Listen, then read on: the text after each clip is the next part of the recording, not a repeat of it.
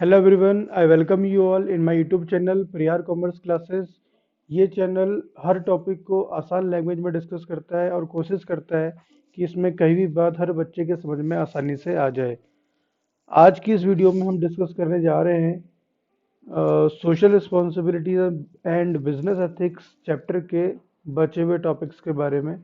इससे पहले वीडियो में हमने सोशल रिस्पॉन्सिबिलिटी का मीनिंग और उसके आर्गुमेंट्स जो थे for and against social responsibility के उनको डिस्कस किया था।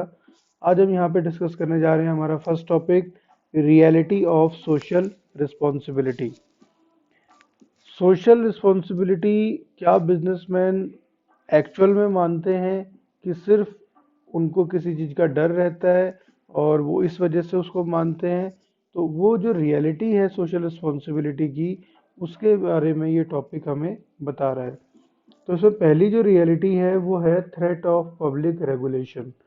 अगर एक बिजनेसमैन चाहे वो मन से सोशल रिस्पॉन्सिबिलिटी को माने या मन से ना माने, उसके दिमाग में कहीं ना कहीं ये डर जरूर लगा रहता है कि अगर उसने सोशल रिस्पॉन्सिबिलिटी को नहीं माना या सोसाइटी के लिए कुछ भी नहीं किया, तो जो इलेक्टेड गवर्नमेंट है, जिस गवर्नमेंट को हमने इलेक्ट किया है, वो गवर्नमेंट क्योंकि वो सोसाइटी के लिए काम करती है, वो लोगों के लिए काम करती है, अगर लोगों ने शिकायत कर दिया तो कहीं ना कहीं वो बिजनेस को बंद होना पड़ेगा। तो ये जो डर है, थ्रेट है पब्लिक रेगुलेशन का, इसकी वजह से जो बिजनेसमैन है वो रियलिटी में जो सोशल रिस्पॉन्सिबिलिटी है उसको मानते हैं।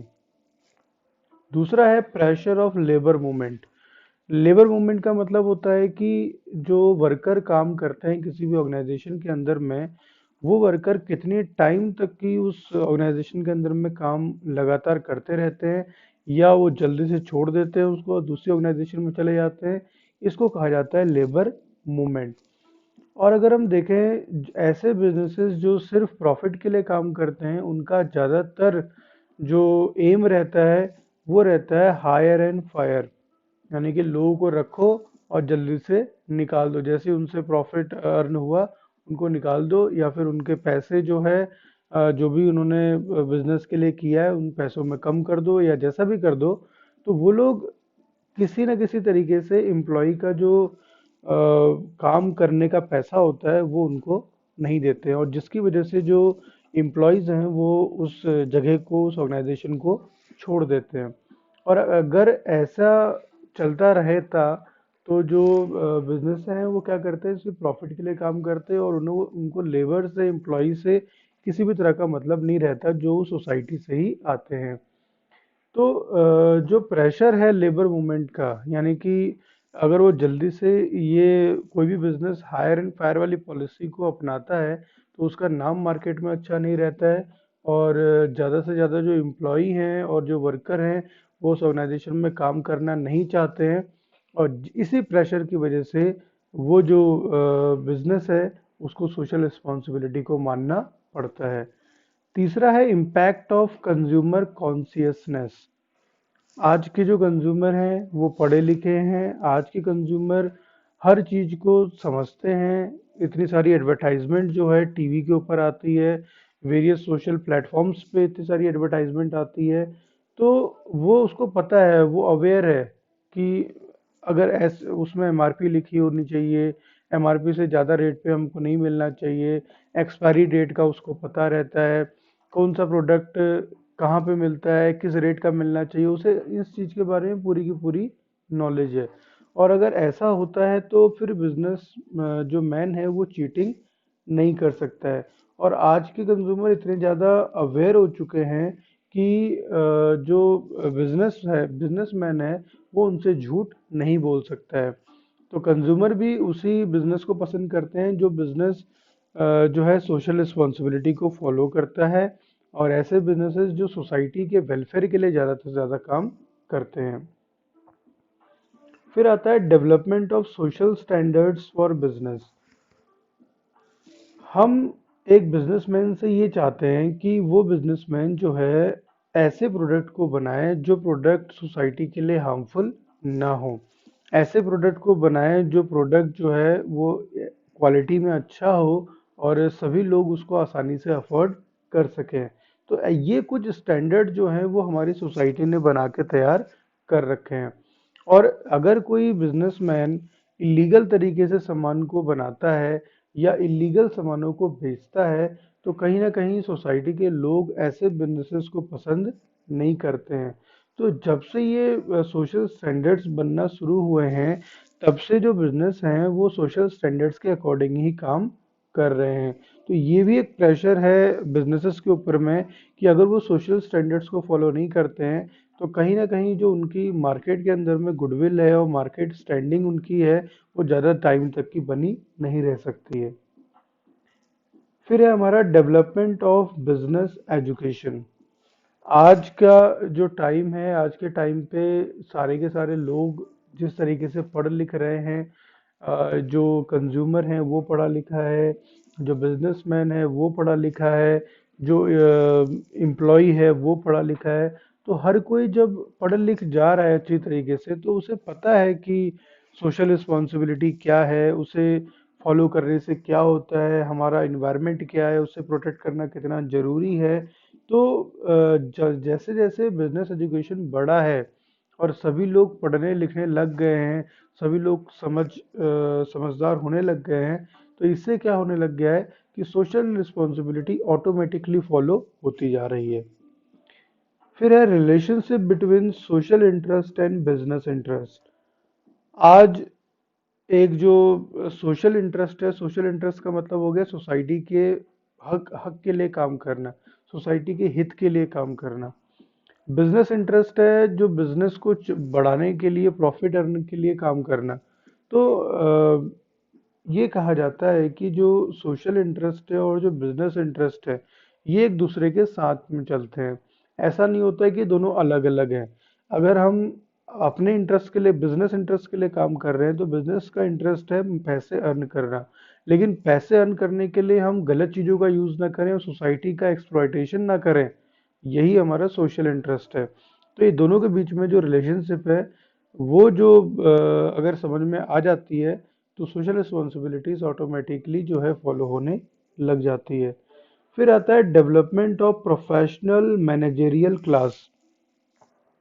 आज जिस तरीके से बिजनेसेस को डेवलप करने के लिए अलग से जो कोर्सेज हैं उनको बनाया गया है, जैसे बीबीए हो गया, एमबीए हो गया, मास्टर ऑफ कंप्यूटर एप्लीकेशन हो गया, एमसी हो गया। तो इस तरीके से बहुत सारे कोर्सेज को जो है बना के तैयार किया जा रहा है, जिससे जो लोग हैं उसको पढ़ने लिखने के बाद वो एक अच्छे बिजनेसमैन बनते हैं। उसको पढ़ने लिखने के बाद उनको पता रहता है कि हमारी सोशल रिस्पॉन्सिबिलिटी क्या है और हमारे बिजनेस को कैसे हमको आगे बढ़ाना है, और बिजनेस इंटरेस्ट को भी आसानी से समझ पाते हैं। तो इस तरीके से जो उनका एटीट्यूड है वो काफ़ी पॉजिटिव रहता है, और उनको फिर हमें बार बार बताने की ज़रूरत नहीं पड़ती है, ज़बरदस्ती उनके ऊपर थोपने की ज़रूरत नहीं पड़ती है कि आप सोशल रिस्पॉन्सिबिलिटी को फॉलो करो।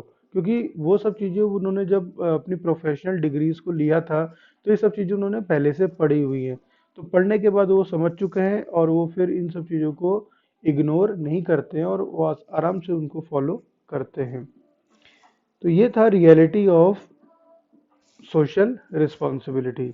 आगे का टॉपिक है काइंड्स ऑफ सोशल रिस्पॉन्सिबिलिटी, यानी सोशल रिस्पॉन्सिबिलिटी के जो टाइप्स हैं वो क्या हैं। तो पहला टाइप है इकोनॉमिक रिस्पॉन्सिबिलिटी। तो एक जो बिजनेस है उसका मेन काम होता है कि वो चीज़ों को प्रोड्यूस करे, चीज़ों को सेल करे और उसके बदले में पैसा अर्न करे। तो ये क्या है, पहली रिस्पॉन्सिबिलिटी है एक बिजनेस की। तो इसको कहा जाता है एक बिजनेस की इकोनॉमिक रिस्पॉन्सिबिलिटी। और अगर वो इकोनॉमिक रिस्पॉन्सिबिलिटी को फॉलो करता है, इसका मतलब वो सोशल रिस्पॉन्सिबिलिटी को भी फॉलो कर रहा है। फिर है लीगल रिस्पॉन्सिबिलिटी। एक बिजनेसमैन अगर लॉ के अकॉर्डिंग काम करे, ऐसी चीज़ों को बनाए जो चीज़ें सोसाइटी के लिए सही हैं, और ऐसे प्रोडक्ट को सेल करे जो एक्सपायरी नहीं हो या वो गवर्नमेंट के स्टैंडर्ड्स के अकॉर्डिंग हो, तो वो क्या कर रहा है, वो अपनी लीगल रिस्पॉन्सिबिलिटी को समझ रहा है। और लीगल रिस्पॉन्सिबिलिटी भी सोशल रिस्पॉन्सिबिलिटी का एक पार्ट है। फिर आता है एथिकल रिस्पॉन्सिबिलिटी। एथिकल रिस्पॉन्सिबिलिटी का मतलब होता है कि हमें पता है कि क्या सही है और क्या गलत है। जैसे अगर कोई एक बिजनेसमैन काम करता है, सोसाइटी के लिए काम करता है, तो उसे सभी सोसाइटी की रिस्पेक्ट करनी चाहिए। उसे पता होना चाहिए कि हमारे यहाँ पे कितने रिलीजन हैं, हमें किसी भी रिलीजन के सेंटिमेंट्स को हर्ट नहीं करना है। सेंटिमेंट को हर्ट करने का मतलब होता है कि किसी की भावनाओं को ठेस नहीं पहुंचाना है, ऐसे प्रोडक्ट नहीं बनाने हैं या ऐसा कोई चीज नहीं करना है जिससे किसी धर्म के लोग को अच्छा ना लगे। तो इसको कहते हैं उसकी एथिकल रिस्पॉन्सिबिलिटी। फिर आता है हमारा डिस्क्रिशनरी रिस्पॉन्सिबिलिटी।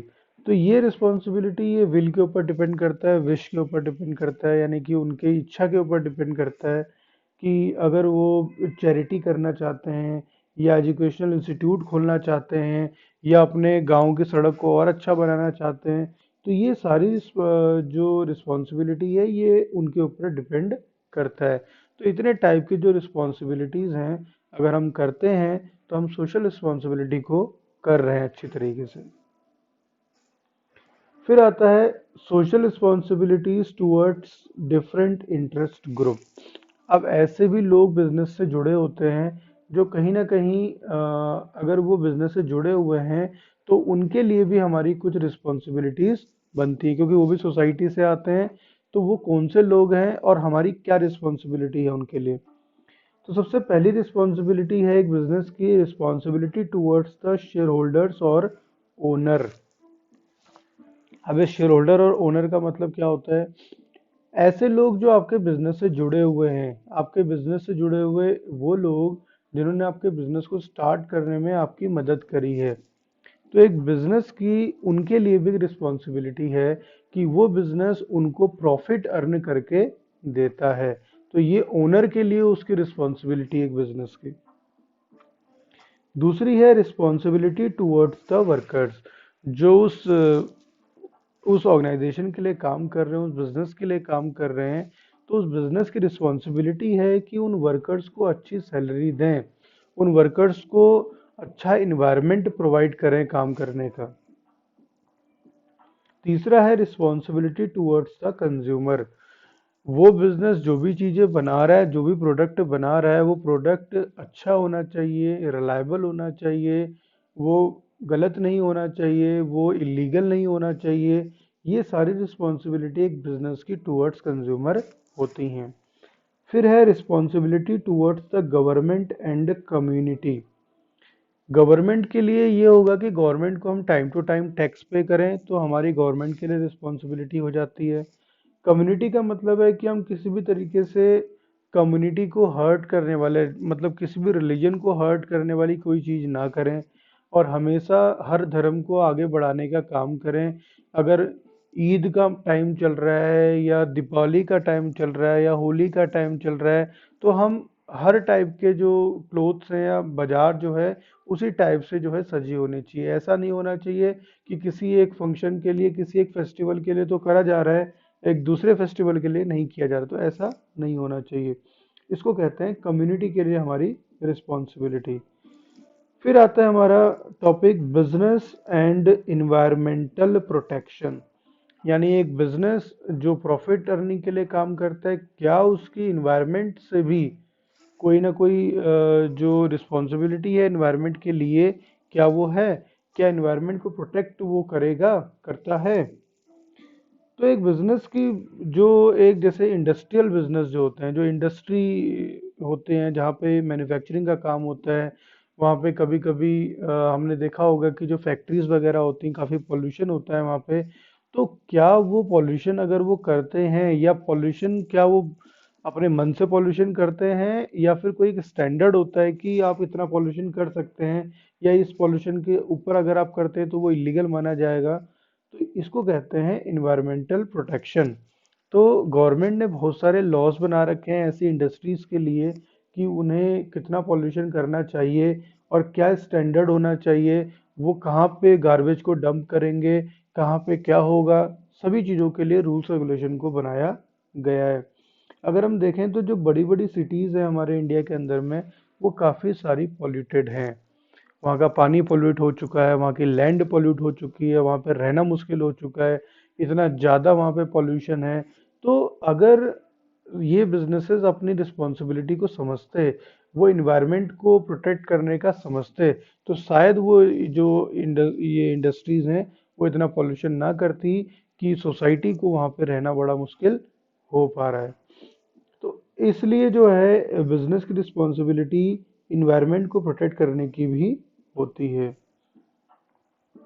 फिर आता है हमारा कॉजेज ऑफ पॉल्यूशन। तो पॉल्यूशन के क्या क्या कारण हैं, क्या क्या कॉज हैं। तो पहला कॉज है एयर पॉल्यूशन। तो हम सबको पता है कि जो एयर पॉल्यूशन है वो किस वजह से होता है। जो क्वालिटी है एयर की वो डिक्रीज हो जाती है, बिकॉज जो एयर में बहुत सारा पॉल्यूशन चला जाता है। वो हो सकता है कि कार्बन मोनोऑक्साइड जो ओमिट कर रही हैं, जो ऑटोमोबिल्स कर रहे हैं, या फिर जो केमिकल जो जा रहा है हवा में, वो सब की वजह से क्या हो रहा है, हमारा एयर जो है वो पॉल्यूट हो रहा है। और एयर को पॉल्यूट होने की वजह से क्या होता है, जो हमारा ओजोन लेयर है वो डिप्लेट हो रहा है, वो खराब हो रहा है। तो ये एक कॉज है एयर पॉल्यूशन का। मतलब पॉल्यूशन कॉज है एयर पॉल्यूशन का नहीं, पॉल्यूशन का एक कॉज है एयर पॉल्यूशन। फिर है वाटर पॉल्यूशन। तो एक वाटर पॉल्यूशन दूसरा टाइप है हमारे पॉल्यूशन का। तो जो भी इंडस्ट्रीज हैं वो क्या कर रही हैं, वो अपने सारे गार्बेज को डंप कर दे रही हैं रिवर्स में, जिसकी वजह से जो रिवर बॉडीज हैं वो खराब होती जा रही हैं। रिवर के अंदर रहने वाले जितने भी मछली वगैरह हैं, जितनी भी चीज़ें उसके अंदर में रहती हैं वो सब क्या हो रही हैं, खराब होती जा रही हैं। फिर आता है हमारा लैंड पॉल्यूशन। ये गार्बेज अगर लैंड में जाता है तो लैंड को खराब करता है, वाटर में जाता है तो वाटर को खराब करता है। तो लैंड पे पड़ता है तो क्या होता है कि हमको पता है कि जो प्लास्टिक है वो क्या होती है, वो पूरी तरीके से जो लैंड है उसको खराब कर देती है। तो क्योंकि उसको एब्जॉर्ब नहीं कर पाता है लैंड, और जिसकी वजह से क्या होता है, वो लैंड धीरे धीरे क्या होती है, इनफर्टाइल होना शुरू हो जाती है। तो ये भी एक रीज़न है पोल्यूशन का, लैंड पोल्यूशन। और लैंड पोल्यूशन की वजह से जो लैंड है उसकी फर्टिलिटी खराब होती है, लैंड का जो स्ट्रांगनेस होती है, स्ट्रेंथ होती है, वो भी खराब हो जाती है। फिर आता है नॉइस पोल्यूशन। फैक्ट्रीज के अंदर में इतना शोर होता है, और इतना शोर होने की वजह से जो कई लोग हैं ऐसे जो बहरे हो सकते हैं, या अगर वो किसी हॉस्पिटल के पास फैक्ट्री है तो हॉस्पिटल में हमेशा प्रॉब्लम रहती है। तो इस वजह से ये भी एक कारण है पोल्यूशन का, कि नॉइस पोल्यूशन जो है वो अगर ज़्यादा होती है तो उससे प्रॉब्लम बहुत सारी क्रिएट हो सकती हैं। मेंटल डिसऑर्डर तक की इसका हो सकता है। तो यहाँ तक कि हम डिस्कस करते हैं आज, फिर इसके आगे के टॉपिक को हम कल डिस्कस करेंगे। तब तक के लिए थैंक यू।